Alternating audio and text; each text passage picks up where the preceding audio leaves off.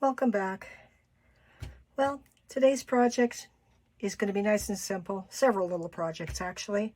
Nice and simple. We're going to work on a little something called shelf sitters using all these random scraps of wood that I had kicking around.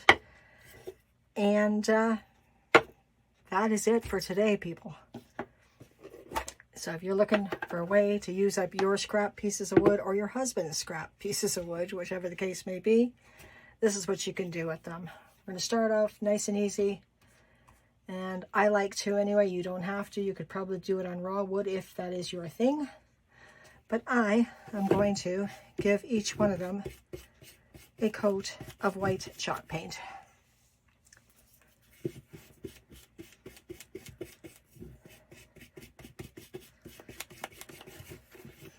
It does not have to be completely covered. I'm going to just say get it as much as possible, because if you let the grain show through, and we're going to put some images and graphics and some little quotes or something over top of these. So I'm going to just try to cover 99% of it, just to make sure that whatever I put over top of the paint just picks up the white background. It doesn't pick up the wood grain. Other projects maybe it would be okay for, but for what I'm planning for today, it will not be something that I want this time around anyway. And also this old cutting board, I'm not sure where it came from, is going to be part of the Shelf Sitter Saturday. Can you say that fast 3 times? Shelf Sitter Saturday little program we have happening here with all these little wood pieces. This is going to be a wood piece, and we've got something really cool to go on here. Give me 5 minutes, paint, we'll be back. Okay, so we've got everybody pretty much dry here. This one here, Farm Fresh Eggs, great little logo that I found on Pinterest, and yeah, reproduced it in Cricut.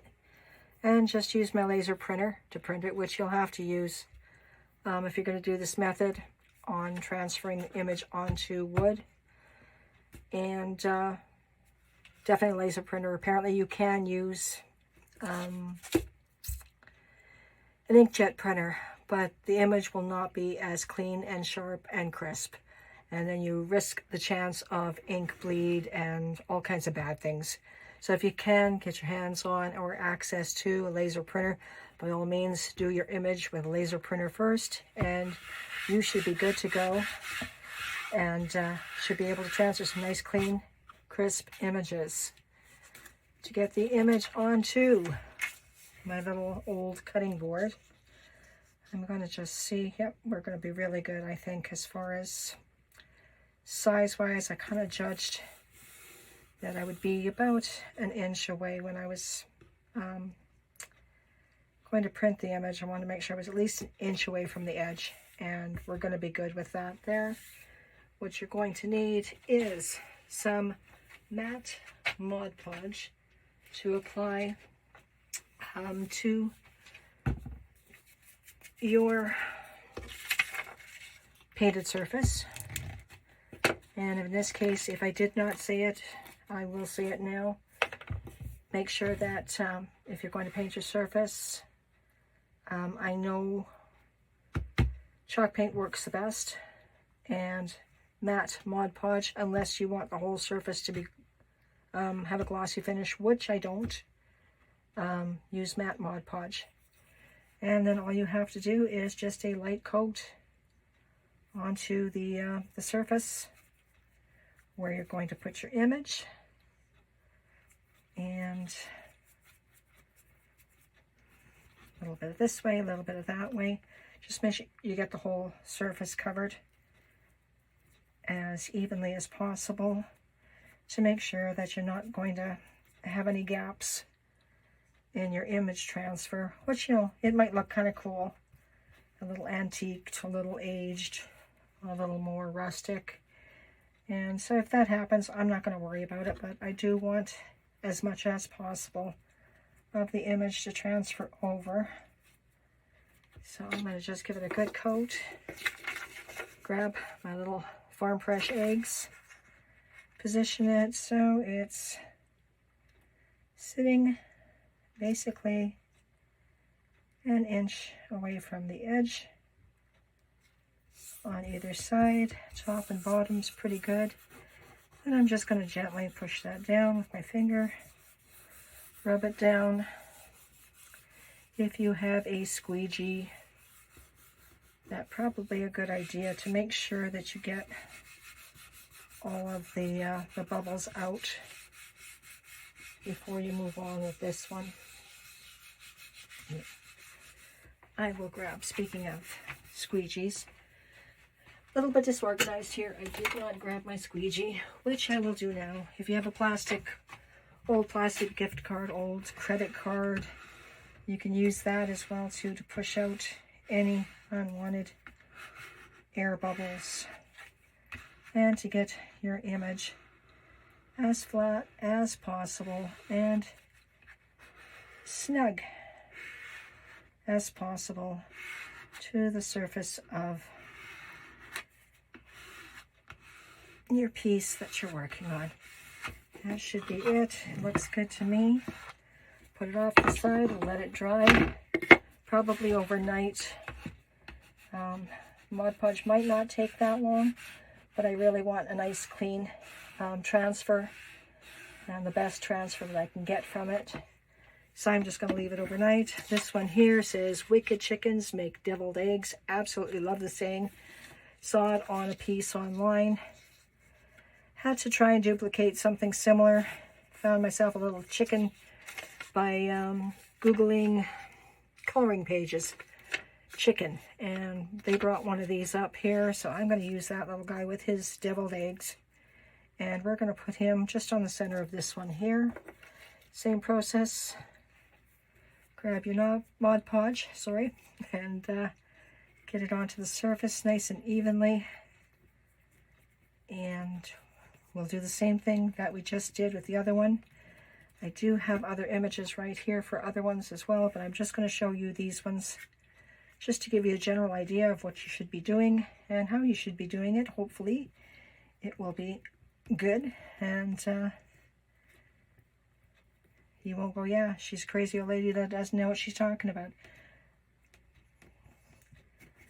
Okay, we have our Mod Podge on. We have our image. Our image, we're going to kind of center it the best I can. This way here, and as straight as I can with the text. I don't want that to be crooked. Hopefully it is not. And again, just massage that in nice and securely. Get rid of your bubbles if you think you have any, or if you see any, and you will be good to go again with this one. And also this one is going to be drying overnight as well. We'll leave them there. Hopefully the cat does not run across them and stick any cat hair in it. And I'll see you tomorrow when we go to take these off with these ones as well. Well, it's the next day and everything is dry and ready to go. We're going to take a wet paper towel and I'm just going to blot it over top of this. And let's get that image good and soaked, or that paper good and soaked, so the image is showing through. And then we're going to just rub this off, and crossing our fingers, everything went well. And yeah, I'm going to do this to see if this comes out as clean as I had hoped it would, and it's looking pretty good so far. Check this out. How adorable is this? Just having it a little bit dry. Let's just get a little extra in there. There we go.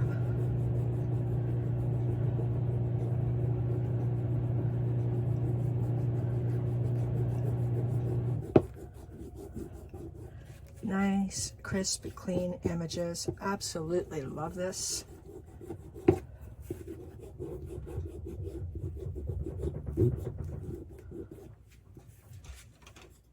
Check this out. Now, how nice is this? Right?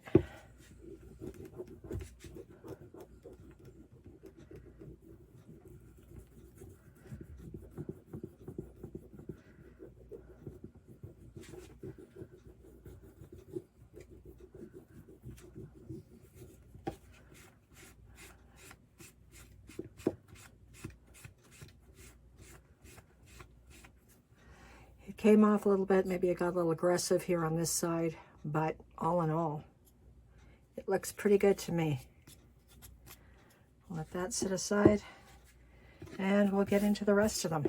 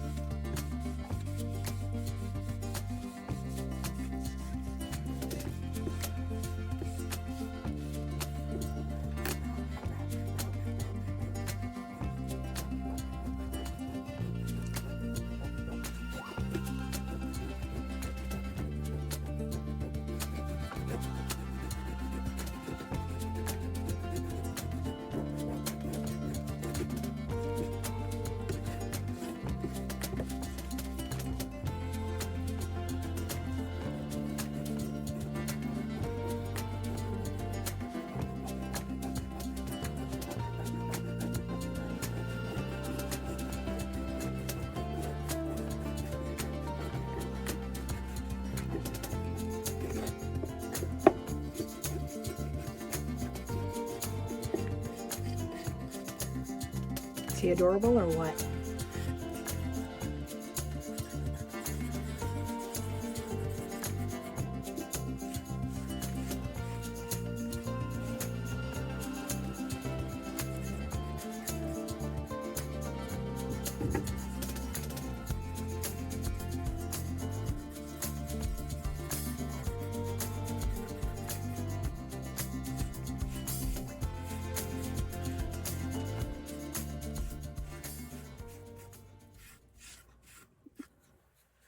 I went a little too light on the Mod Podge with this one, so this is totally on me as far as it peeling like that. There was not enough moisture, I think, when I put it down.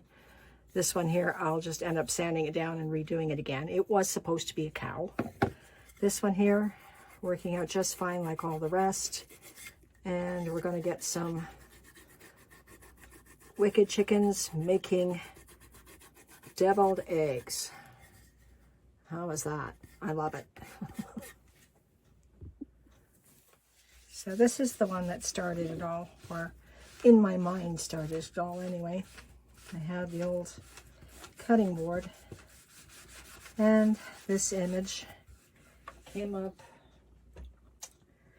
on Pinterest. So I just went into my Cricut design space and recreated it. And I think this is going to be just fine. Oh yeah, definitely coming up nicely.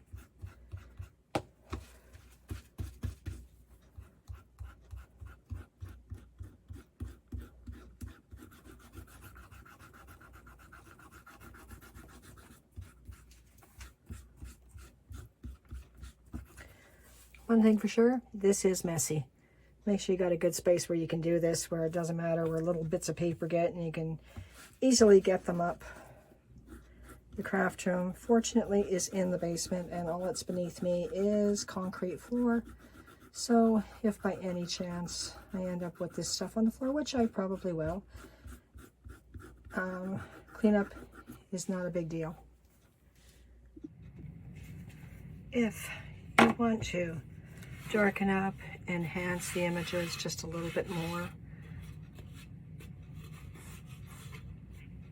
you can by taking an acrylic sealer, which right now I do not have a matte finish one, and as well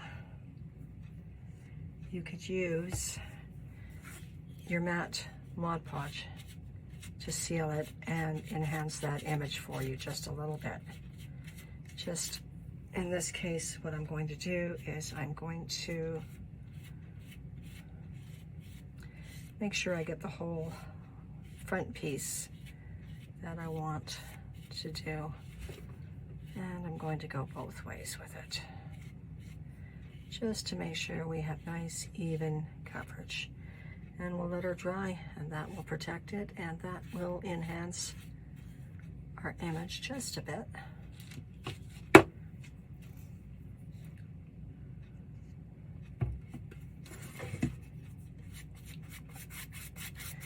Love this one. This one is a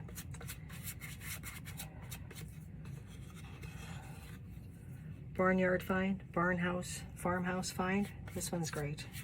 It's got just enough wear look on it to make it look vintage, but there's still enough there that you can definitely make out the graphic. And yeah, I'm pretty impressed with this. We're just gonna get that on the good, even, and a little on the heavier side. I just don't want to have to do this a second time. So I'm just gonna put it on just a little heavier to make sure this is a one-time only program and that it will stay protected for a long time to come. Okay, so I lied. I did find some clear matte finish acrylic sealer for these last two. And so we're going to try that on these ones here. Give it a good shake.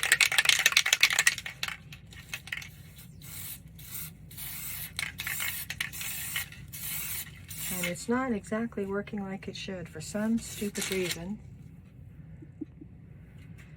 Okay, so the matte acrylic sealer was a little clogged on the end, so we got it cleaned up, and it's spraying just fine now. I'm going to put a nice coat of that on top of here. Check it out from the side to make sure that there is no excessive amount of globby sealer sitting on it anywhere, and I'm good with what's here. There we go.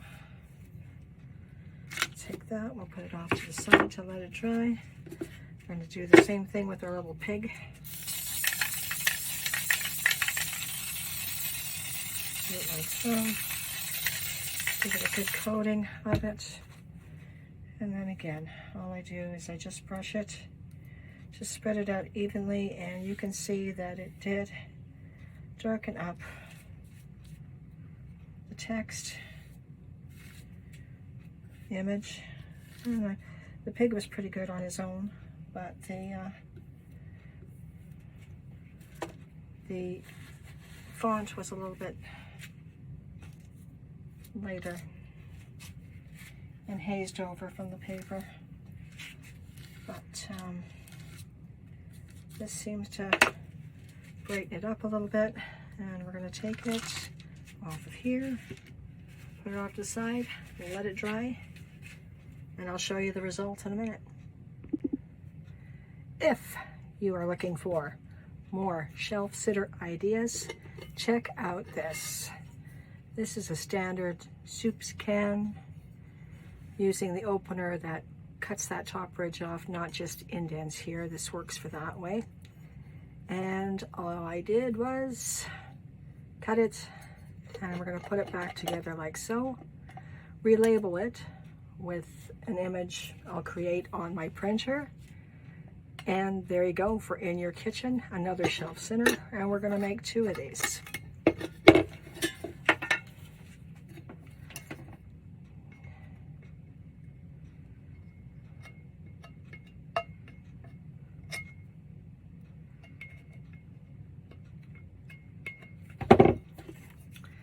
Pop it on quickly before the glue completely dries. Get that covered up so that that sharp edge is not sticking out anywhere, shape, or form. Give her a tight squeeze, and there you go. She's back on like it never happened. We can clean up the glue after. same thing with this one.